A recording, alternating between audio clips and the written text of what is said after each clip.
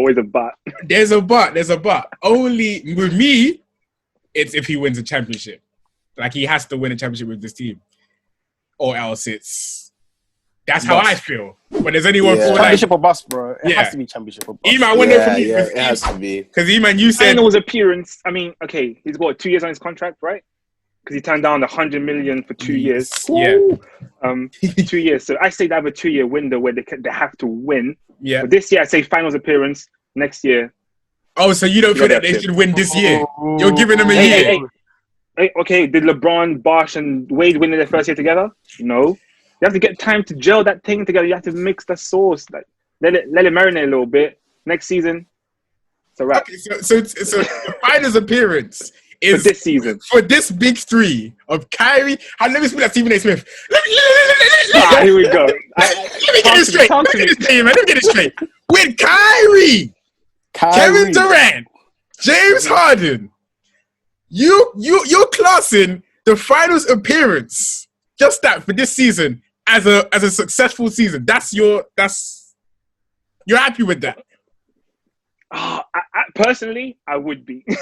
Given what I said earlier about super teams don't just come together in 1 year and win it. Like, do you know what I mean? It's hard. It is hard. Celtics did it in 2008.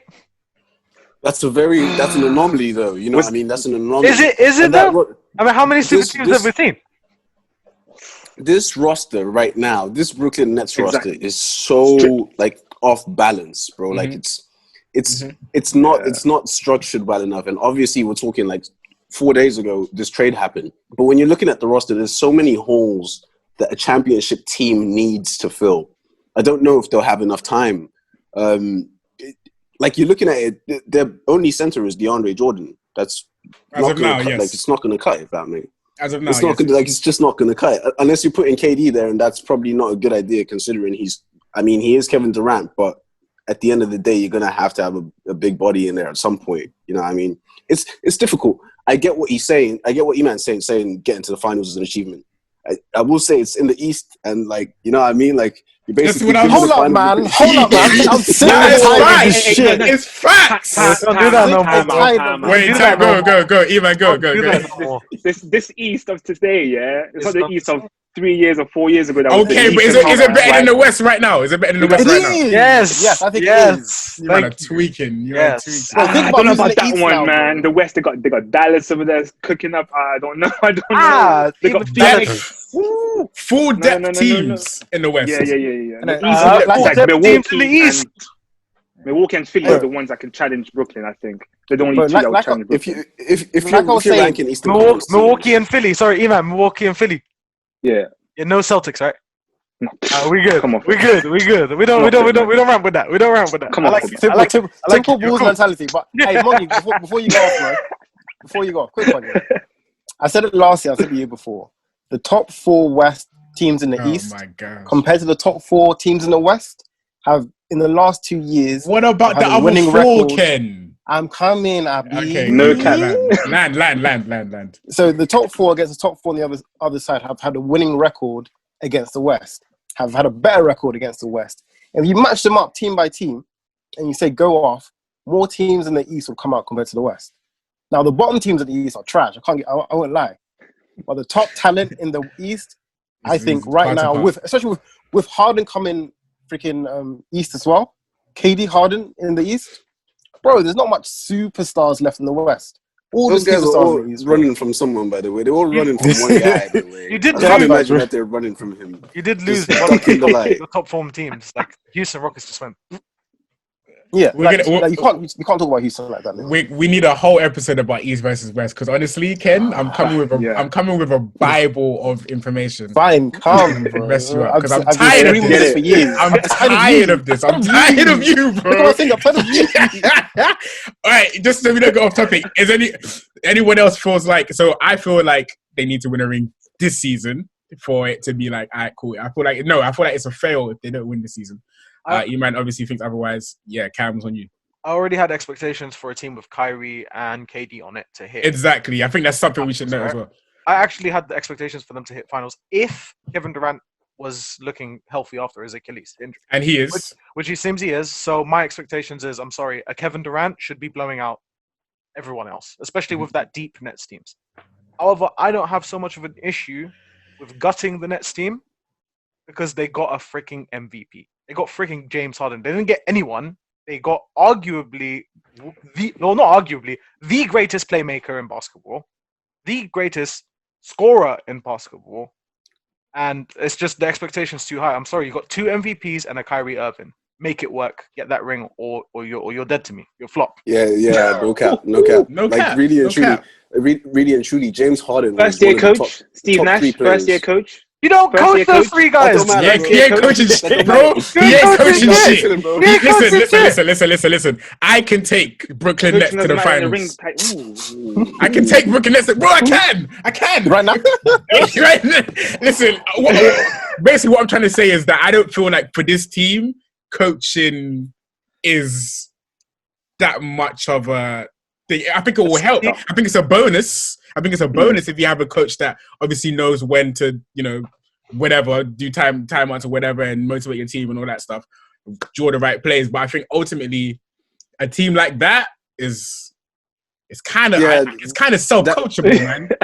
That kind of talent doesn't have coaching to me. Like, it's just like, bro, like you let James Harden was there for like 48 hours and he's doing triple-double. Like bro, you can't coach that guy. Offensively, defensively, that's where coaches comes in, man. Exactly. Absolutely. They're going to need that. Like, Harden's they're going to need had that. more assists than he has all season. I agree with that. I think it's championship or bust, like Cameron said. This season, Yeah, looking at KD and Kyrie at the start of the season, I thought, maybe they'll reach conference finals, lose to the Celtics, but whatever. But I thought adding an MVP, who's the second best playmaker, because LeBron James is the best playmaker in the league. Let's not get it twisted. Thank you for saying that. Thank you for saying that.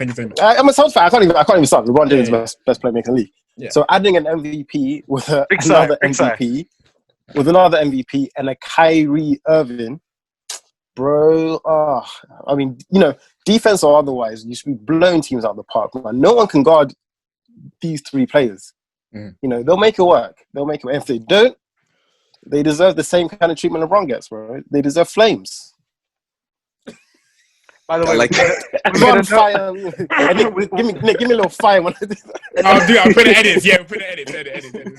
We made a note earlier of LeBron being used as an example against Harden when he beat the Warriors team. Just want to say the Warriors did have some injuries.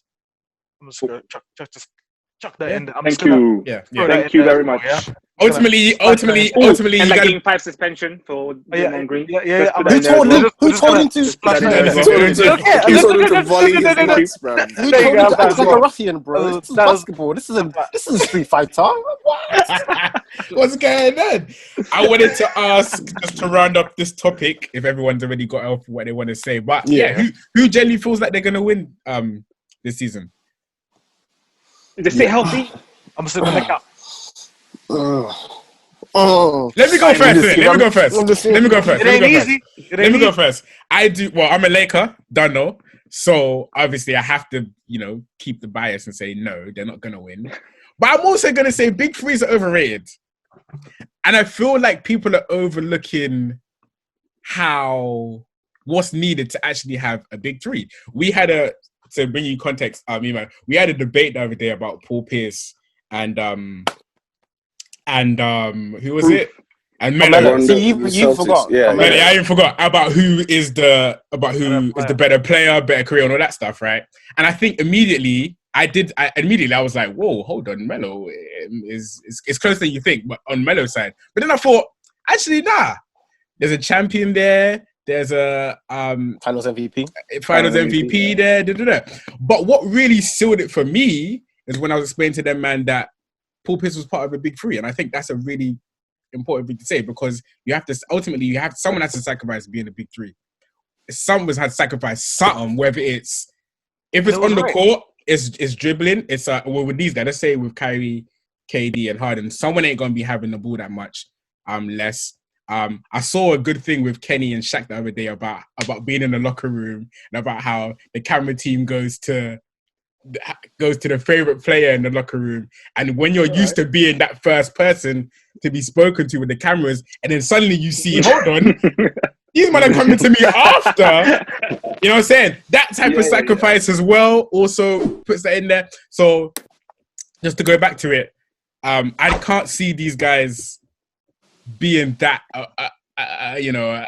You don't see them as big three teammates. I don't see them as big three teammates. If they do win, it will be because I don't even know. To be honest, someone's either picking up the slack for someone or something gets ignored. I can't see it. So based off of that, based off of teammate chemistry, based off of I can't see any of these guys. Well, I can see KD's sacrifice because he's done it before. He's done it with I feel like he sacrificed with the Road, even though he was kind of like their main the go-to man. Yeah, but I did feel like he did take a step back, but he just like these shots are going in anyway, so it's on y'all. I put it on KD took it, but for that reason, and for the reason I'm biased and team chemistry, and I can't see Harden and Kyrie both sacrificing, and I can't see them getting along when Kyrie sits out again, and I can't see them getting along when Harden forces himself to take on the last shot of the game and he misses, and they have to do it again the next day. And also defense as well. So many reasons.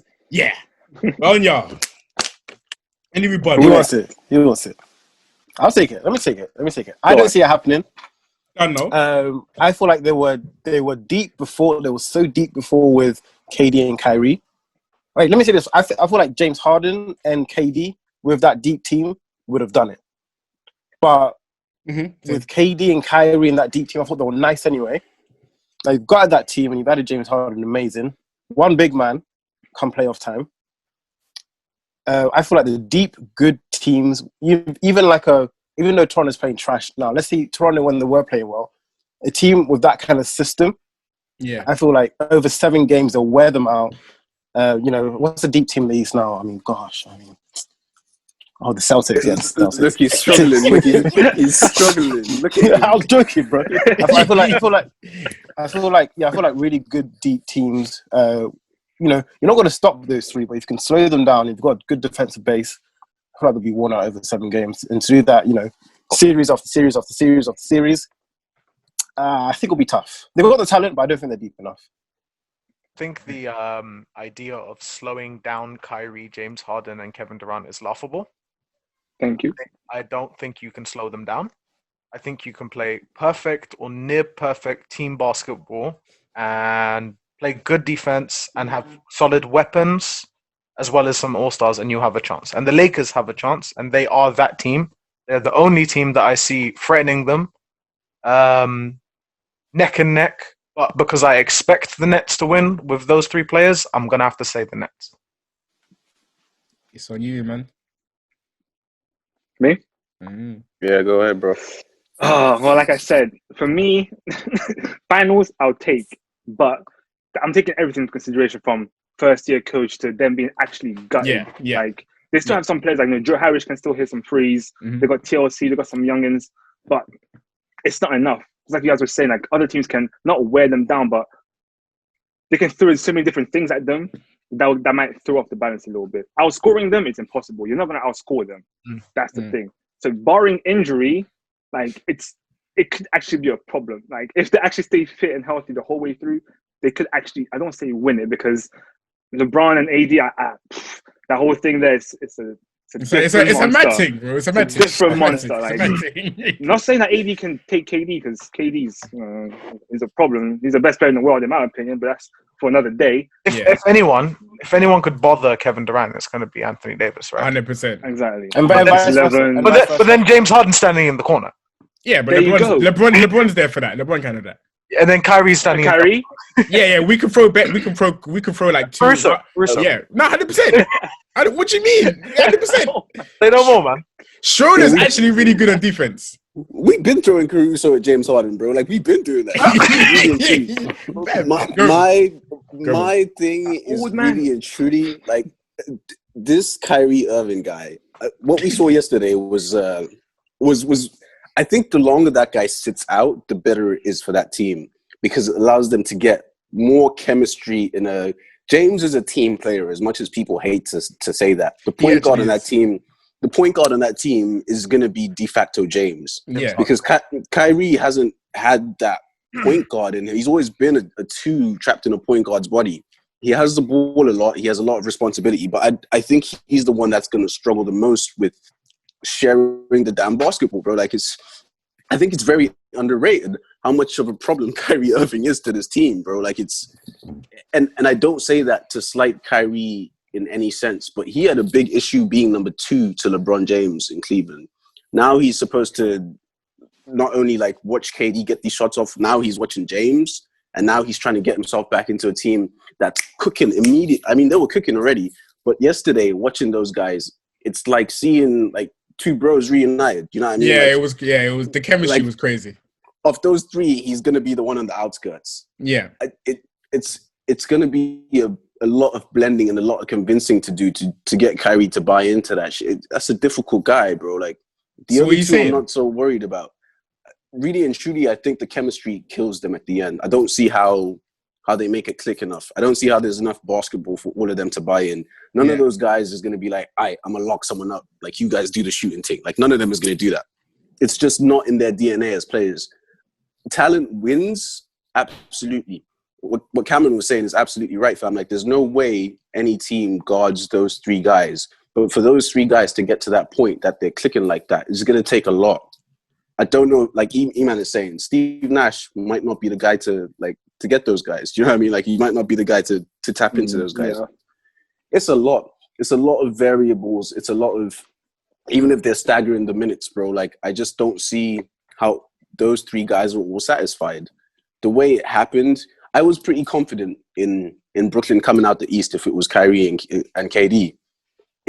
Somehow this trade, even though they have more in terms of firepower, like in their starting lineup, it's knocked down the confidence level a little bit. Yeah, it's weird. The reverse effect. But then again, you know what I mean? Like, we just haven't seen them play all at the same time. So it's a lot to deal with. Who's going to guard that? You know what I mean? Like, I'm joking about Caruso, but really and truly, who guards those 3 guys at the same time? It's a lot to deal with, man. We'll see. I expect them to. Thank you. if they make it there, then kudos to them, because I think teams like the Heat, teams like the Celtics, teams like Philly that have longevity can really and truly beat those guys down over 7 games. Like, the 7-game series is a lot, man. It takes one guy to have a flare up in game 2 and be like, yo, like, bun these guys. I'm not trying to do this anymore. You know what I mean? And those are volatile personalities. So we'll see how it goes.